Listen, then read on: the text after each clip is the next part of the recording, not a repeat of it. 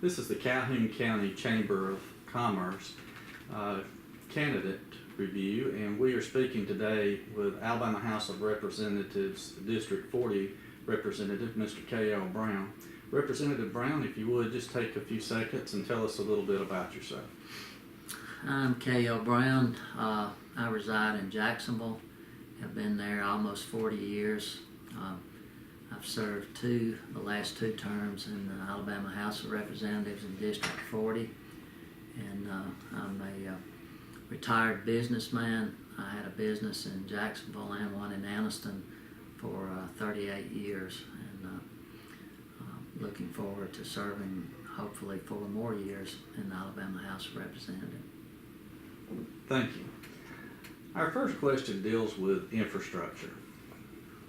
With infrastructure changes facing the state, what are your solutions for the infrastructure issues that we're facing, and how would you fund them? Well, you know, we have got to keep our infrastructure updated. We've got industry in Alabama, as you are well aware. The auto industry is scattered all over the state, and if we don't keep our roads and bridges in good shape, then we're going to start receiving complaints, as we have, from these automobile manufacturers, because if you have bad roads, then their trucks cannot move their vehicles the way they need to. And I know it's a challenge. I think the last time the gasoline tax was raised in Alabama was back in the 1990s.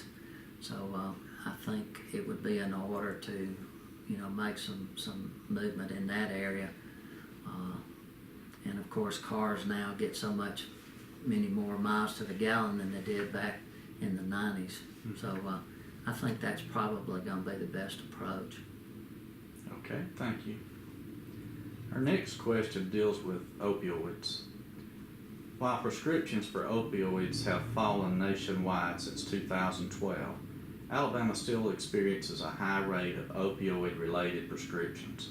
In 2016, there were at least 1.2 opioid prescriptions for every individual in the state, and an 82% increase in deaths from overdoses between 2006 and 2014.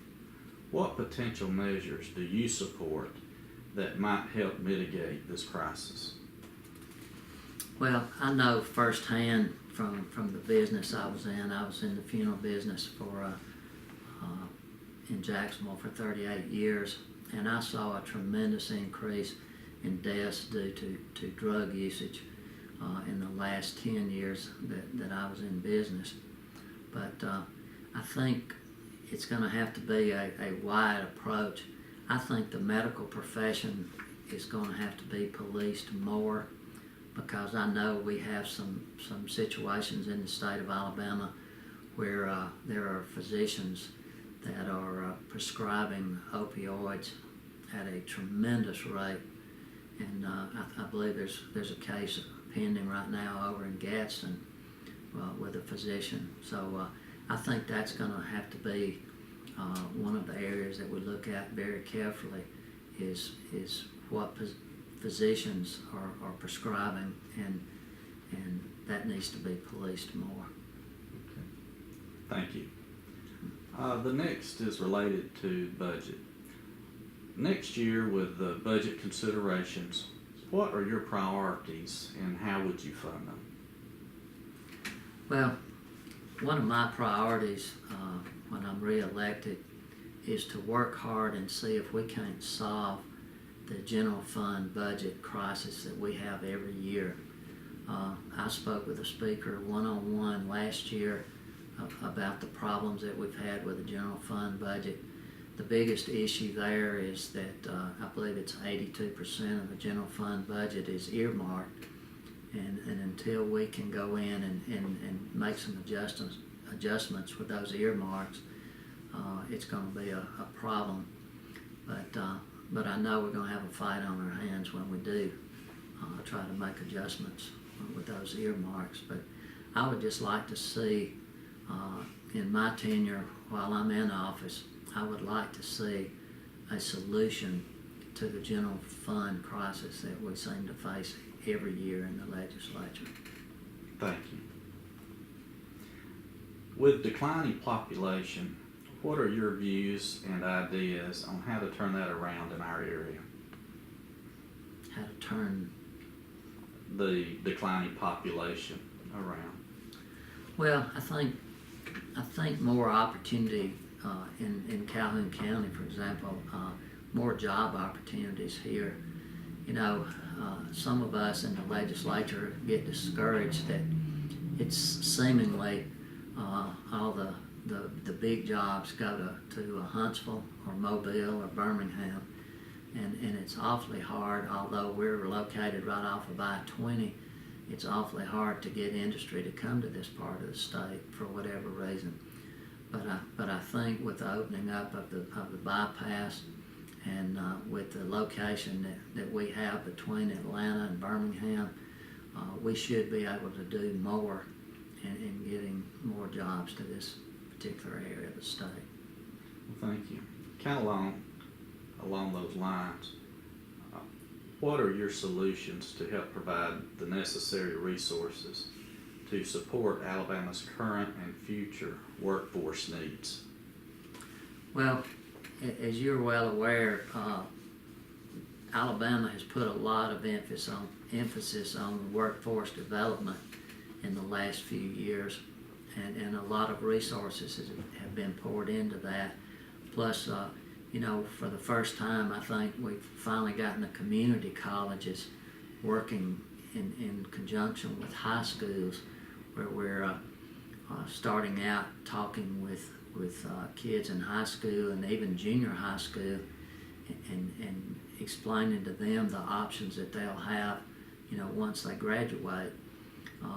Not all kids are going to graduate and go to college. You know, we've got a lot of kids that will want to take up a trade, and with workforce development and working hand in hand with community colleges, I think we can provide a lot of opportunities for those young people. Okay, thank you. What measure would you support to better stabilize hospital finances in order to prevent future closings? Well, you know, hospitals are in a very difficult situation. I served on the board at Regional Medical Center in Anniston for 9 years, and even back then, and that's been over 10 years ago, the hospitals were facing many challenges. Reimbursement is a tremendous issue with hospitals.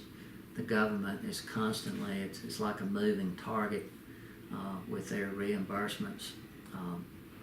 And you know, we've just had the hospital close in Jacksonville, and we regret very much losing our hospital. But it's understandable that, you know, if a hospital is not profitable, you know, then, you know, it will not sustain itself. So, but that's a major problem, and you know, I don't know. I think it's going to take a lot of working together to try to solve it, or try to get hospitals into a situation where they can survive. Thank you. And now, in closing, you've talked about a number of different issues, and if there was something that you talked about earlier that you didn't think of that you'd like to mention, or just anything you would like to tell the voters, if you would just take about a minute and tell the voters anything else you would like for them to know. Well, probably the one thing that I'd like for voters to know is that I'm always available to them. You know, I've always published my cell phone number. Back when I was in business, my employees knew to give my cell phone number to anybody that had an issue. And I take a lot of pride in trying to solve issues that people have. Many times people will call me with issues that basically are federal government issues. But I work hand in hand with our congressman here and in his office, and those people in his office that are good go-to people, and I go to them and get them to help the people with federal issues, and I try to solve, their issues that are state issues. Well, Representative Brown, we want to thank you for spending time with us, and we want to thank you for your service and your willingness to serve again, to be considered to represent District 40 in the Alabama Legislature again, and we thank you for your time. Thank you. Thank you very much.